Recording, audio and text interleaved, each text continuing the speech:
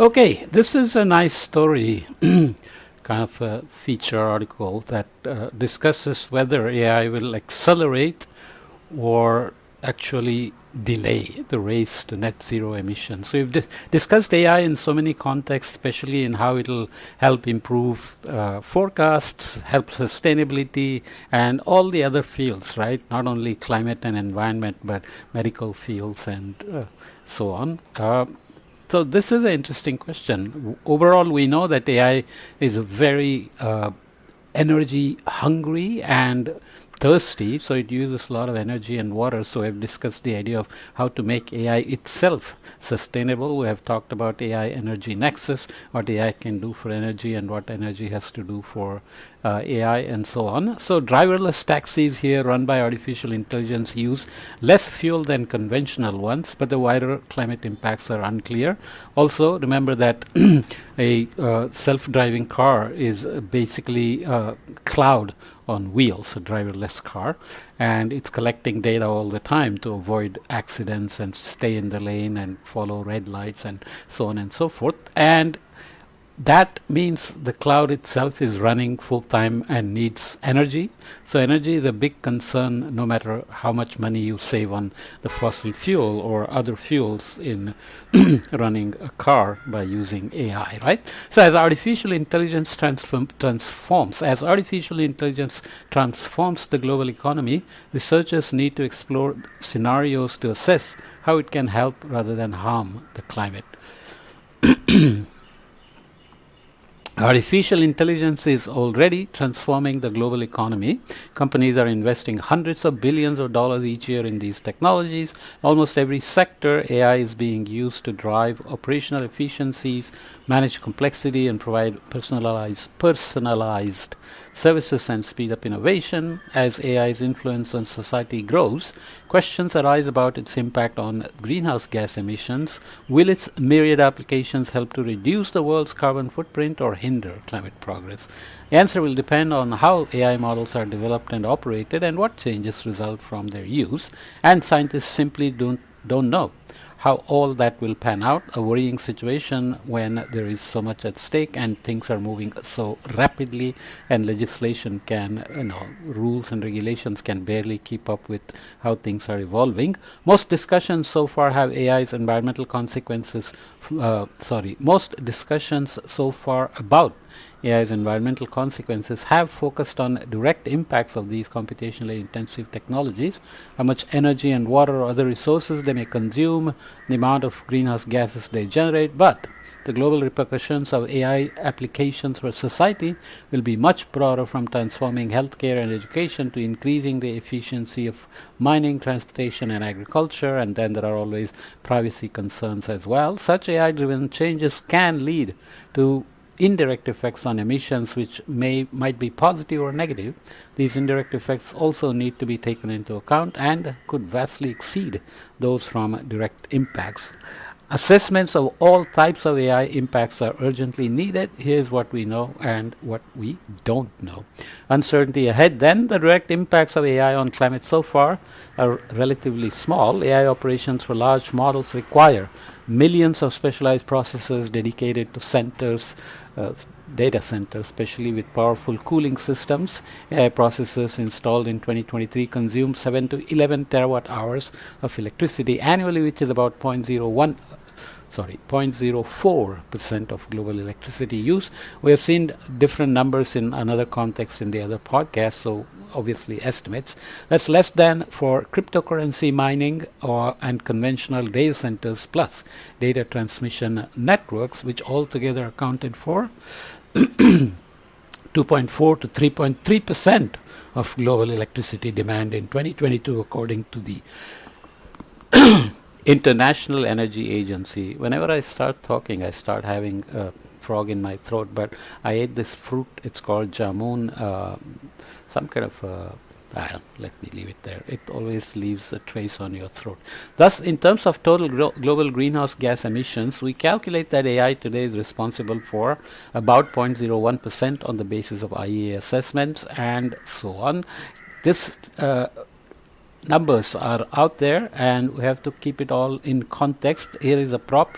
Data center near Reykjavik uses renewable energy for cooling, and as I have mentioned in other podcasts, all the big players, Amazon, Google, Microsoft, Apple, Facebook, are trying to go after their own energy sources, including geothermal and maybe even nuclear, to manage their cloud data centers, because they are energy hogs, and they're doing it not necessarily for saving the planet, but to save money, which may have a co-benefit to the planet as well. So AI use is expanding rapidly over the past decade. Compute capacity used to train these advanced large language models has increased tenfold each year. Demand for AI services will only keep growing 30 to 40% annually over the next 5 to 10 years, and more powerful AI models will require more energy. One estimate suggests that by 2027, global AI-related energy consumption could be 10 times greater than it was in 2023, or about as much as consumed annually by people watching television in just US homes. Although there could be challenges for local electricity grids in the regions where many data centers are based, from a global perspective, AI should not lead directly to large near-term increases in greenhouse gas emissions. That's the optimistic view, even though AI is getting into so many things that we don't know. Improvements in energy efficiency could offset some of these, and more efficient AI algorithms, smaller models, innovations in hardware, cooling systems should also help. For example, small language models such as Microsoft's Phil 2 and Google's Gemini Nano can run on mobile phones and deliver capabilities previously seen only with the largest models. So models are getting more efficient as well. Setting up clean energy is of course a part of the game, as we saw here with the example of the Iceland data center.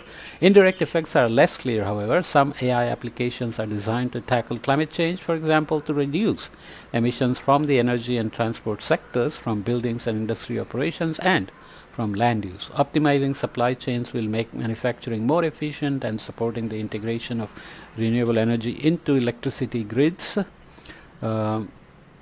Right, they will all be made more efficient. Speeding up the development of new materials for batteries and renewable energy will be a boon. There could be also some negative indirect effects. Embedding AI into existing applications from healthcare embedding AI into existing applications from healthcare to entertainment might drive more electricity use. Oil and gas exploration and extraction could become cheaper, potentially driving up production. So fossil fuel extraction is extensively using AI already, and you know what that means. So you have all these things. AI may be good, but what it is applied for can be bad. So this could all have knock-on effects on emissions. Just existing AI systems are this way, but how will AI future technology look? How will they expand into affecting the global economy and so on? Decarbonization, will it be possible, or will AI be decarbonized, or will AI help decarbonize the entire system? And you know, an overly simplistic view of the impacts of indirect emissions risks underestimating AI potential for accelerating important climate solution breakthroughs, such as the development of less expensive and more powerful batteries in months rather than decades. There are also, you know, proteins being synthesized. I mean, it's an infinite list. The ones I like especially are communicating to birds and animals with AIs. Maybe that will yield us some great insights or game changers on conserving them by talking to them. Wow, right? So AI-driven emission scenarios, then, recognizing these huge uncertainties here, we call on researchers to develop a set of policy-relevant scenarios to quantify the effect that AI expansion could have on the climate under a range of assumptions routinely used by financial institutions to understand risks and opportunities and plan investments. Scenarios combine quantitative models with expert consultations.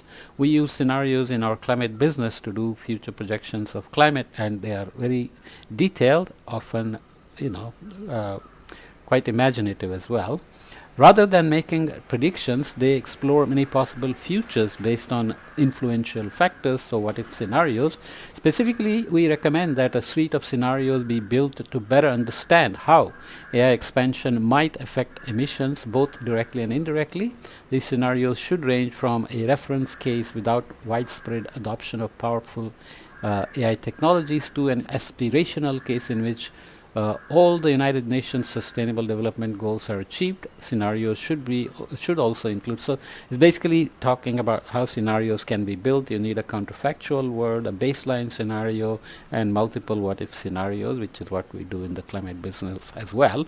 And they have to be linked to the existing climate scenarios as well. The climate community already uses integrated assessment models to assess future greenhouse gas emissions quantitatively on the basis of qualitative narratives about potential socioeconomic, demographic, policy, technology, and governance outcomes. 5 standard scenarios of shared socioeconomic pathways we have discussed elsewhere are set up, and they range over many things and give us potential emission outcomes over time, and those are then fed to the Earth system models to understand where the climate will go, and including impacts on vegetation. Some include feedbacks from changes in vegetation to the climate through carbon cycle and so on. AI should be integrated into these pathways along with the global shocks and technological breakthroughs that might accompany it.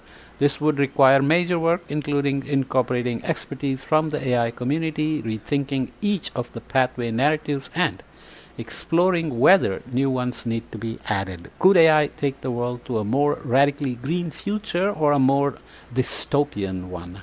What factors define those outcomes? How plausible are they? Scenarios can help to narrow down the answers. So tricky thing is always to include analytical and strategic and aspirational scenarios, but also include normative questions about equity, justice, impacts of AI on privacy and so on, right? Turning these narratives into quantitative scenarios will require developing new analytical models and so on. So not surprising, they are kind of true statements, but not necessarily outlandishly new in any way. Develop quantitative analytical frameworks. Then developing integrated assessment models for exploring the influence of AI will require improved data and analytical frameworks for both direct and indirect impacts. The biggest challenge will be quantifying the range of indirect effects resulting from AI-driven societal transformations as well as AI-powered innovations on climate-relevant advances and breakthroughs. All makes sense, right? For example, AI personalization could encourage sustainable consumption, but could also increase demand for resource-intensive goods, and disentangling the emissions impacts of AI enables innovations from other technologies that lower emissions, such as renewables or carbon capture, will be challenging because the pace of research and development differs across sectors.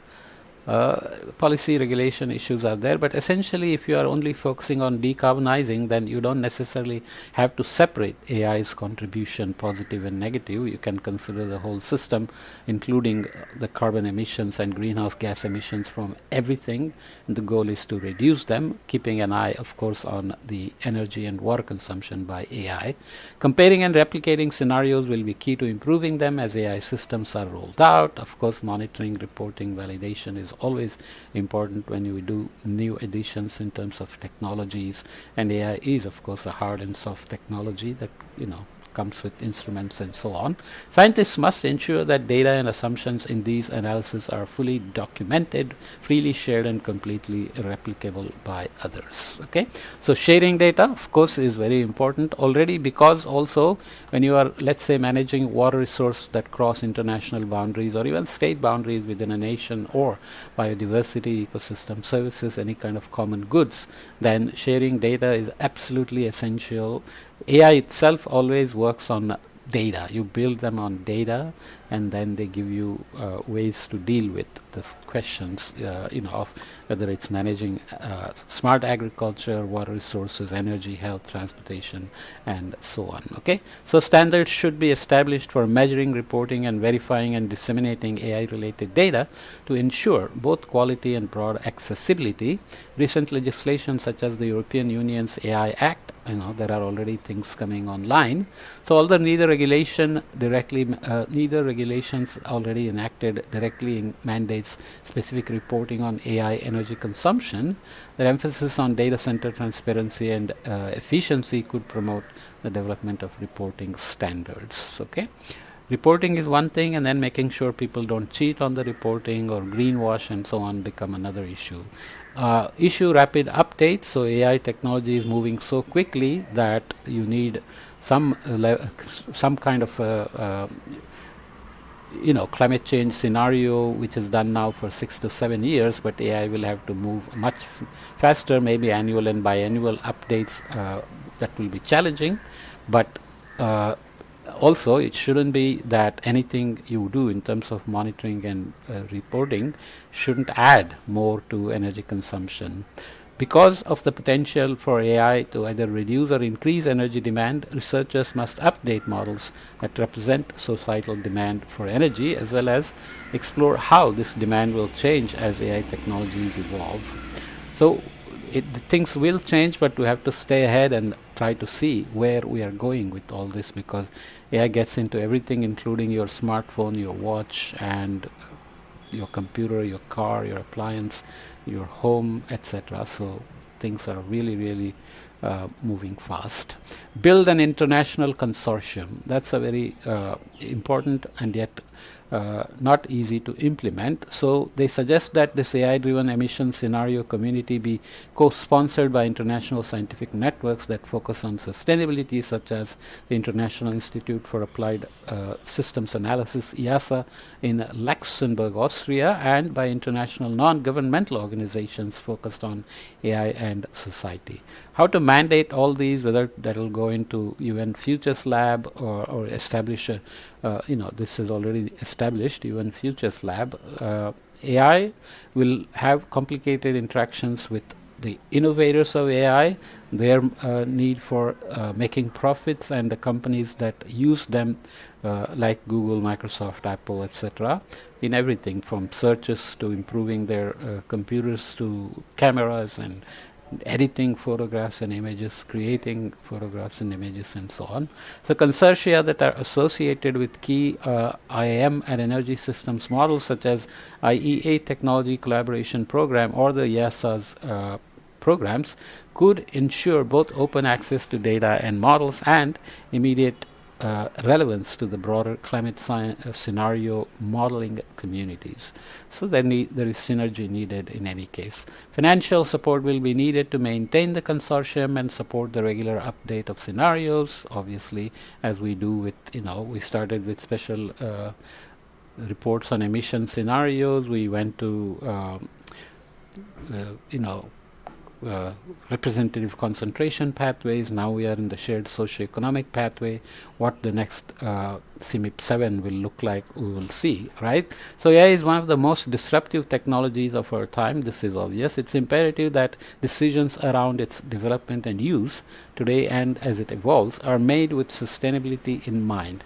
Only through developing a set of standard AI-driven emission scenarios will policymakers, investors, advocates, private companies, and the scientific community have the tools to make sound decisions regarding AI and the global race to net zero emissions. We discussed how green technology race is not going to solve planet's problems unless they are mindful about what green technologies are offering. Are they just offering ways to consume more, or are they producing things that are actually climate friendly, environmentally friendly, sustainable, and so on, right? If green technology is a race that takes off and produces lots of solutions, but it doesn't guarantee the life cycle level sustainability, then it could be an issue. And AI is similarly very disruptive, very useful in many ways, potential for danger and